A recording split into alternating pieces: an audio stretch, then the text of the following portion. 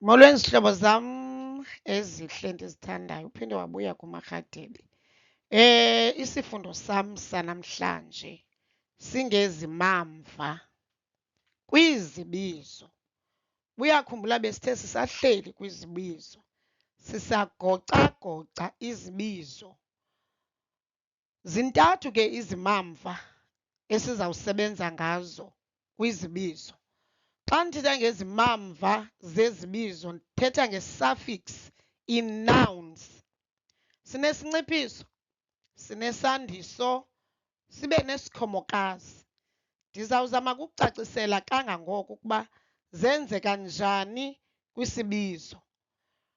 Ndabhala phaa ekuqaleni ndathi zinokusetyenziswa kwizimamva ukwaleka intsingiselo entsha. Uyakhumbula besithe mos itafile sathi sisibizo. Sizawusebenzisa ke ngoku igama elinye sifakele ke ngoku isimamva sethu ukuze kuvele enye intsingiselo. Unumber 2, kuqukwa isimamva ukazi ababini, ndithe times 2, kunye nezimamva okanye isimamva esingu-ana. Mamela ke, xa ndisithi kuqukwa izimamva ezingookazi times 2, abakazi kudingeka ukuba ube nobulumko bokubava okanye bokubabona uqaphele. Iyavakala le nto? Funeka uqaphele xa kuvela abakazi kwizibizo.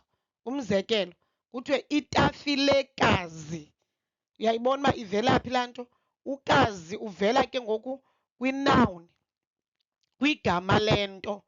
Kodwa xa kuthiwa ixhegokazi, uyayibona ke ngoku ivela phi? Kwi-human being. Ixhegokazi, umalumekazi, utitshalakazi. Uyatshintsha ke ngoku laa kazi intsingiselo yakhe. Kanti besithe idyasi, idyasikazi. Uyavela laa kazi kwisibizo igama lento. Kodwa uyavela nakwisikhomokazi ukazi. Yile nto ndithi ke ngoku funeka ubeke ukuqonda esweni lakho, uqaphele uba lo kazi usetyenziswe kwisikhomokazi okanye lo kazi usetyenziswe kwigama lento. Ndizawucacisa ke apha ngezantsi.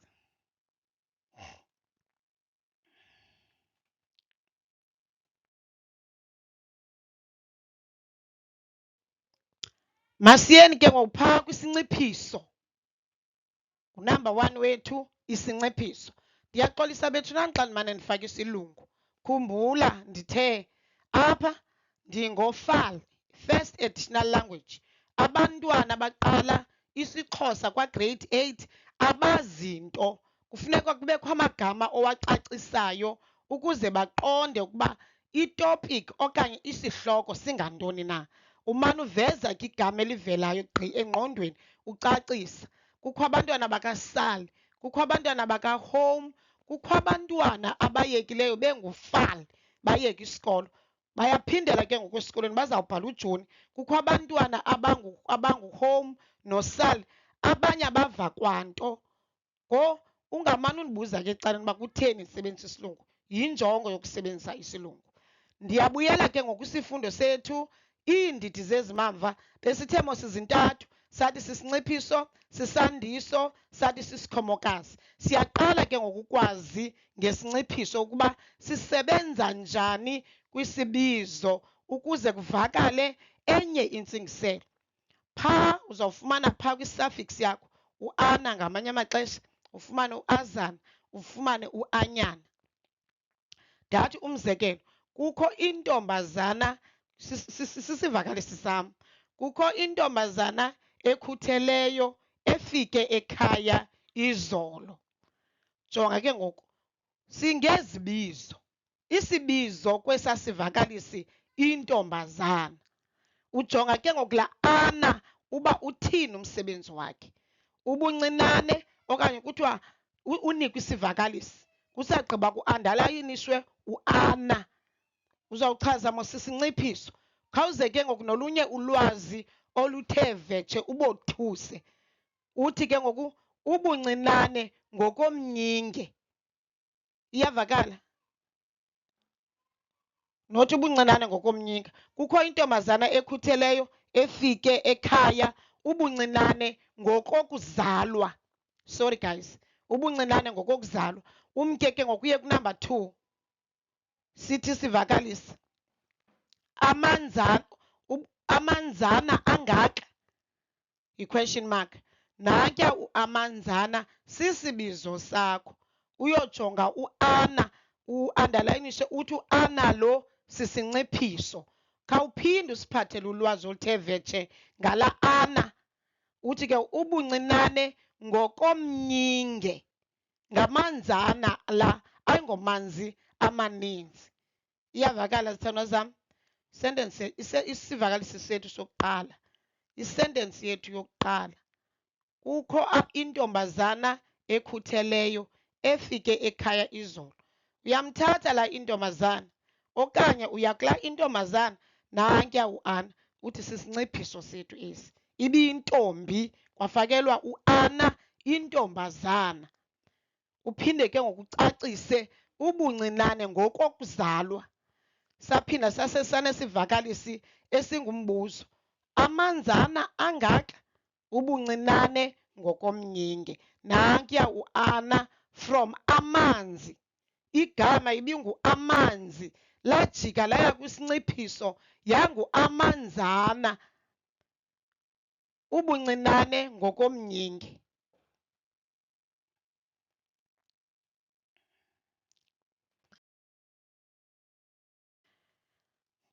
Isini isikhomokazi sisephezu kwe-suffix kwisikhomokazi. Sizawuqalisa ke ngokubonakalisa uba abakazi siyakwazi ukubohlula bobabini. Lo ngowesikhomokazi, ukazi lo ngowesandiso. Kodwa lo simphetheyo sisikhomokazi. Nasiya isivakalisi. Umalumekazi wethu usikhathalele. Umalumekazi bese ndicacisile ngesikhomokazi. Umalumekazi, ukazi kamalumekazi sisikhomokazi. Utishalakazi wethu ufikile izolo. Utishalakazi uyaqonda uba umalume isini. Umalumekazi isikhomokazi. Utitshala isini. Utitshalakazi isikhomokazi. Ndithe ukazi uvela kwisikhomokazi. Xa kuvele into enjiya ke ngoku uye phaa umalumekazi uthi lo kazi sisikhomokazi sethu. Uthi utishalakazi ukazi sisikhomokazi. Iyavakala zithandwa zam?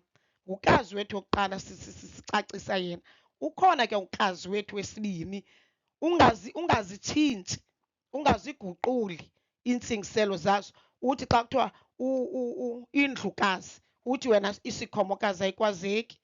Ayisoze indlukazi ibe sisikhomokazi. Ligama lento kwisandiso. Izaba ngumalumekazi, utishalakazi, umfundisikazi, umakazi, injakazi, isikhomokazi.